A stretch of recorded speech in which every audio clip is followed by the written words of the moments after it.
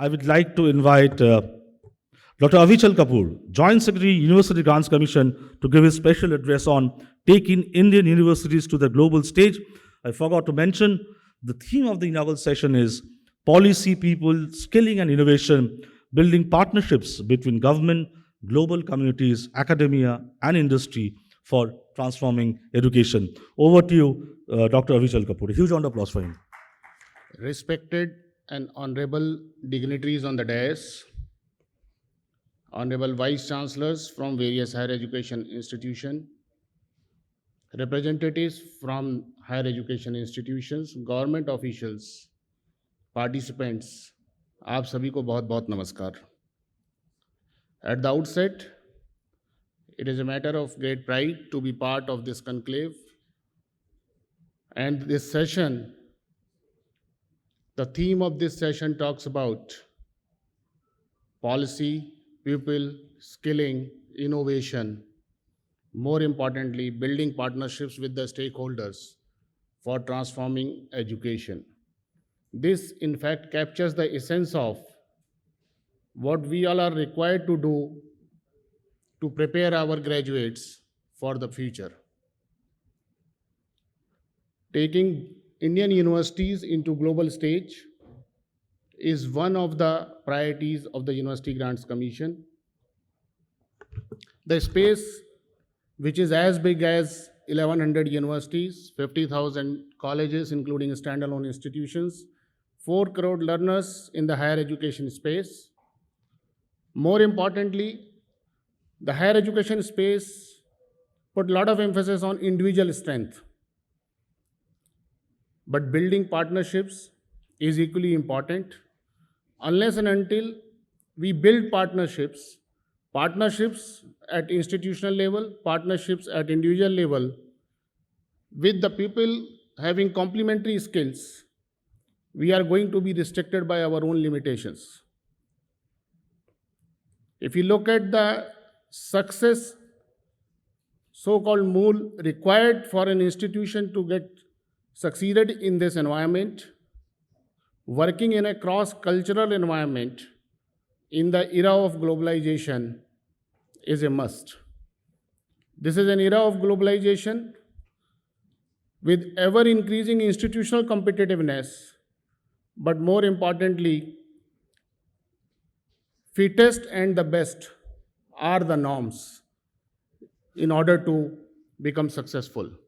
2 important things have taken place in last 3.5 years, starting with the notification of National Education Policy 2020 on 29 July 2020 and the conduct of G20 summit last year. And if you look at these 2 initiatives of the government from an Indian perspective, NEP has set 4 top-level goals for all of us to look at, and where I'll try to put into how we are looking at Indian higher education institution into global space. The first one of NEP 2020 is to bring transformational reforms at school and higher educational level to make India global knowledge superpower. The other aim is that Indian higher education space will become second to none by 2040 in providing highest quality education to all the learners irrespective of economical and social background. Gross enrollment ratio of 50% by 2035. And the 4th top level aim is the graduate which we are producing are going to produce will be a global citizen. A global citizen is also defined in terms of what is expected from all of us is that somebody who takes a lot of pride in being Indian on one side, but on the other side is committed towards what? Human rights, human values, sustainable development goals, grand challenges, and global community as a whole. And if you look at the G20 resolution on the education, 6 points exactly synergize with the NEP 20 recommendations. Emphasis on the foundation learning, harnessing digital technologies, providing support to faculty and the institution to keep updated in the technological advancement, enhancing the access of vocational and the technical education, having an open and equitable scientific collaboration on one side, and on the other side, mobility of students, scholars, graduates, scientists among the member countries. And the last one is emphasis on lifelong learning with skilling, upskilling, reskilling. And if you put all these things together, UGC has been taking number of initiatives to enable our higher educational institutions to lead in a global space. Some of them are in terms of multidisciplinary education, having national higher education qualification framework to set up the same level of benchmarking to have mobility of graduates, 4-year undergraduate program, where in 4th year, lot of emphasis on the research ecosystem on one side, with a flexibility to the institution on the other side to have lot of 21st century graduates, attributes inculcated in the graduates in terms of critical thinking, problem solving, analyzing, and so on. National credit framework, which we have launched, actually integrates seamlessly skill education, training, and the academic disciplines, wherein 40 credits every year with 30 hours of notional allocation per credit provides an opportunity to institutions that in a core you have 50 credits and remaining 50 credits can come from any allied part. More importantly, any certification from the industry and the vocational education has also become a part of the academia discipline. If you look at we have been talking about industry-institute interaction, and we all have seen some impact, but in order to have a really effective industry-institute interaction, Professor of Practice has been officially notified, where no boundary on the qualification from the industry expert side, and any kind of possibility to have a vibrant and sustainable industry-institute interaction opportunities have been provided to higher education institutions. Recently, we have notified the guidelines for institutional development plan. This plan also talks about institutions how to look at the strategic planning of developing, keeping 2-3 things in mind: individual aspiration in sync with the organization's aspirations, collectively both the aspirations in sync with the country's aspiration.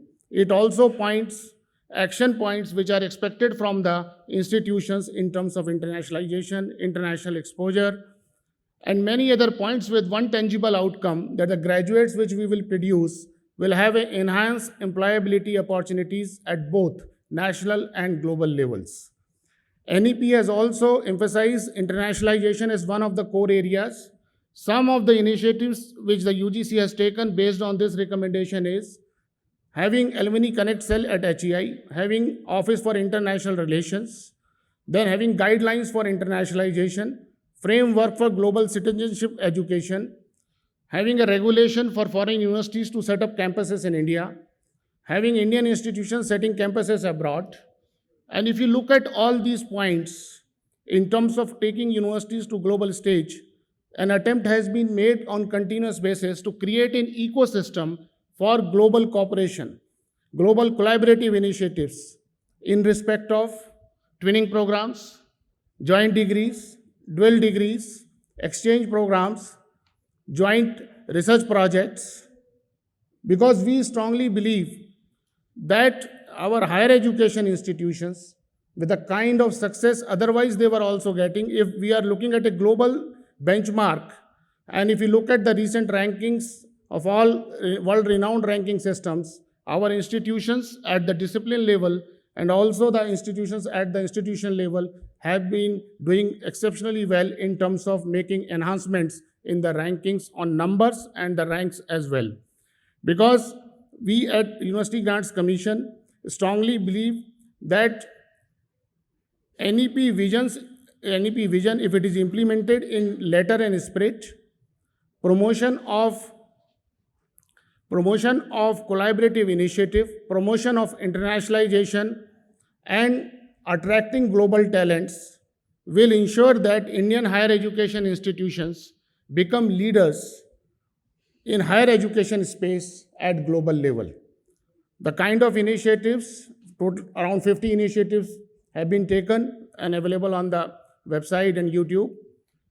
We are very confident that Indian higher education institutions will become leaders of higher education space globally, and Indian higher education system will become the globally preferred education space for the learners who wants to aspire for quality higher education. University Grants Commission as a facilitator has always followed collaborative and consultative methodologies and processes. All our guidelines and the notifications actually put up on the website for your comments, and a consultative process has been built because we strongly believe that through a consultative process, collectively, as a facilitator, as a regulator, and as a stakeholder, we all will be able to create a higher education system which is future ready for the graduates of tomorrow.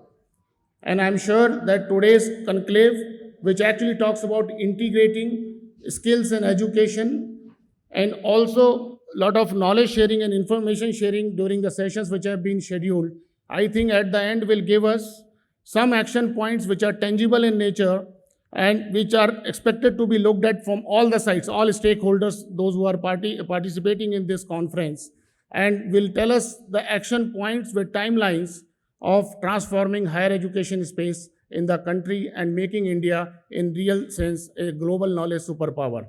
With this, I'd like to thank the organizers for inviting us, and I'd like to end with one favorite line of mine. One is that nothing is impossible, and collectively we will be able to lead the global stage in the field of higher education. And the second is, knowing is not enough, we must apply. Similarly, willing is not enough, we must act. Thank you. Jai Hind. Thank you so much, Dr. Avichal Kapur, Joint Secretary UGC. And taking cue from what you have said, you ended your statement with a quote. So I thought I found some resonance in that. Another quote also, together we can, together we will. And I think, as you have said, that UGC has set that ball rolling in line with the vision of the NEP to transform higher education. As you have said, the brilliant role played by UGC in terms of facilitating that higher education spectrum, that is quite important. And I'm sure your thoughts were of utmost importance for all of us. Thank you so much, Dr. Avichal Kapur.